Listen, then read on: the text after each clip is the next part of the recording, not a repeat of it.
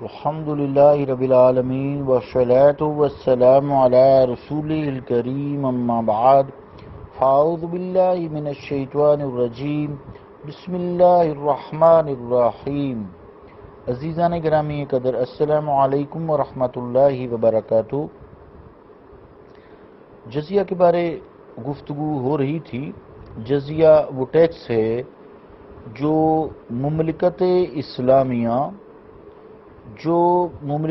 اسلامیہ میں کفار رہ رہے ہیں، چاہے وہ اہل کتاب ہوں یعنی عیسائی ہوں یا یہودی ہوں، یا غیر اہل کتاب ہوں، ہندو ہوں، پارسی ہوں، بلکہ یہاں قادیانی ہوں کیونکہ وہ بھی کافر ہیں۔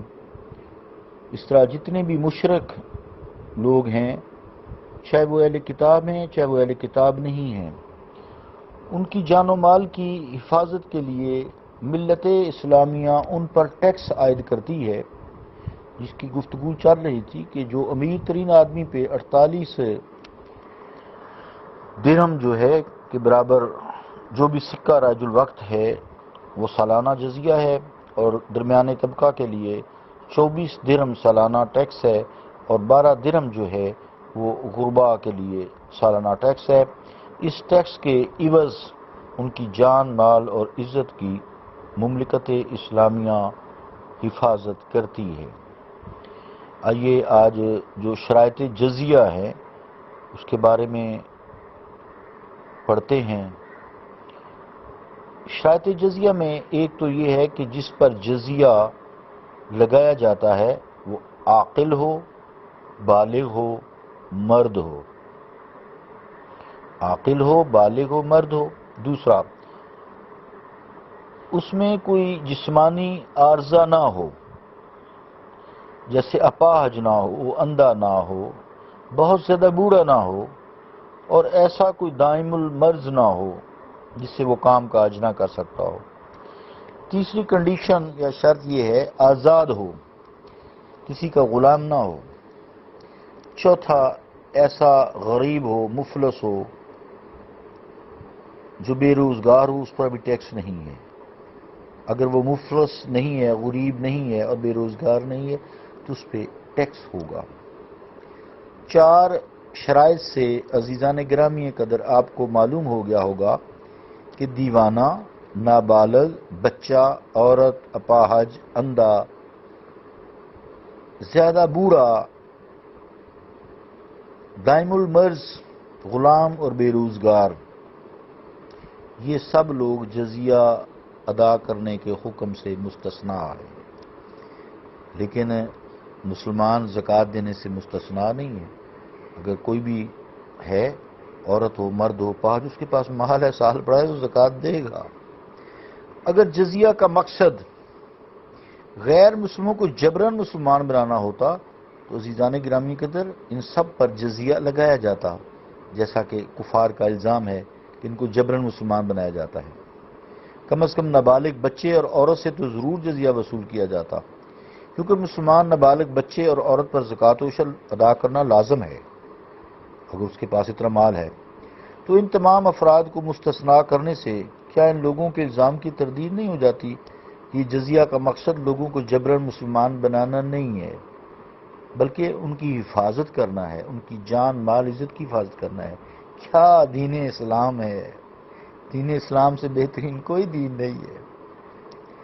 یہ صرف نظریات ہی نہیں ہے بلکہ مسلمانوں نے اپنے عہد اقتدار میں ان احکامات اور نظریات پر عمل بھی کیا ہے۔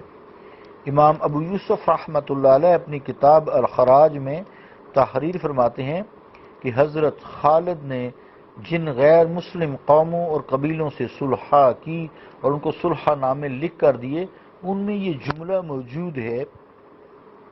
جملہ کہ ایما شیخ ضعف عن العمل او اصابته آفات من الآفات او كان غنيا فافتقر وصار اهل دينه يتصدقون عليه طرحت جزيته وعيل من بيت المال وعياله ما اقام فی دار الاسلام. امام ابو یوسف کتاب الخراج صفحہ 164. عزیزان گرامی کے مطلب اس کا یہ ہے کہ اگر کوئی بوڑھا کام کرنے کے قابل نہ رہے یا بدنی بیماریوں میں سے اسے کوئی بیماری لگ جائے یا پہلے وہ امیر تھا یعنی غنی تھا اب محتاج ہو گیا اور اس کے مذہب والے اس کو صدقہ خیرات دینے لگیں، ان حالات میں اسے جزیہ ساقط ہو جائے گا اور اس کا اور اس کے اہل و عیال کا خرچہ بیت المال سے ادا کیا جائے گا جب تک دارالاسلام میں سکونت پذیر رہے. سبحان اللہ.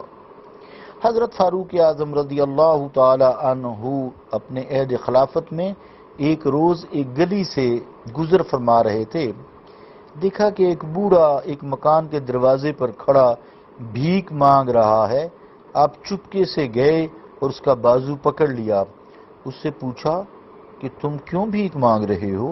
اس نے کہا اسأل الجزیاتی والحاجاتی والسن، کہ میں اس لیے بھیک مانگ رہا ہوں کہ مجھے جزیہ ادا کرنا ہے. اسأل الجزیہ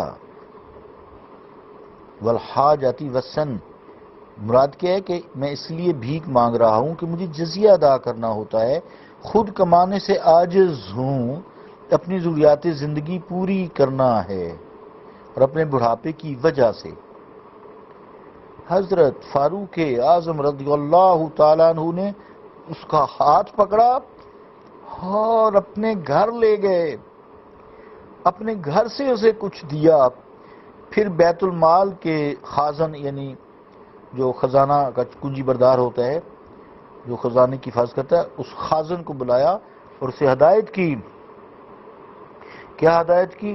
انظر ھذا وضرباءہ فواللہ ما انصفناہ ان اکلنا شبیبتہ ثم نخذلہ عند الحرم انما الصدقات للفقراء والمساکین ووضع عنہ الجزیۃ وضربائہ.